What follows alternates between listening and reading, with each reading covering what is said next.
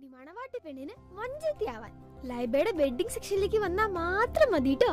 Laiba wedding centre, wedding and designing studio, Pookottam പാടം, Wandoor. Vaniyambalam online ന്യൂസിലേക്ക് സ്വാഗതം.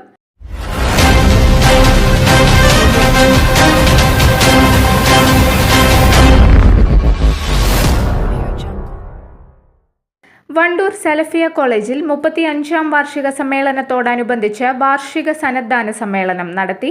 പൊതുസമ്മേളനം KNM സംസ്ഥാന vice president doctor Hussain Madavoor ഉദ്ഘാടനം നിർവഹിച്ചു. ചില യുക്തിവാദികൾ പറയുന്നു വിവാഹമാവാം, കുടുംബമാവാം, മക്കളാവാം. വേറെ ചിലർ പറയുന്നു വിവാഹം ആവശ്യമില്ല. അപ്പോഴുള്ള ചോദ്യം, പ്രകൃതിപരമായി മനുഷ്യന് ഒരു ആവശ്യമാണല്ലോ ആൺ പെൺ ബന്ധം എന്ന് പറയുന്നത്, ലൈംഗികത എന്ന് പറയുന്നത്. അപ്പൊ അതിനെന്താ പരിഹാരം? അതിനവര് പറയും അതിനെന്തിനാ വിവാഹം?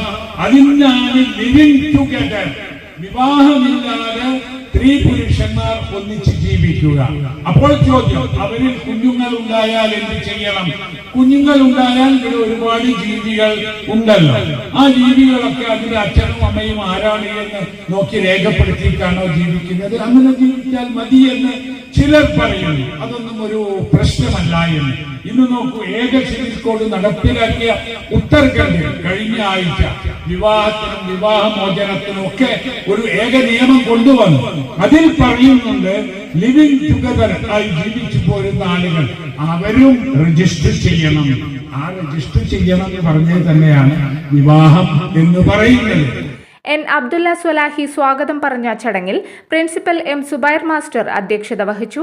ഖുർആൻ മനഃപാഠമാക്കിയ ഹാഫിളുകൾക്ക് സംസ്ഥാന vice president doctor Hussain Madavoor സന്നദ്ധാനം നിർവഹിച്ചു.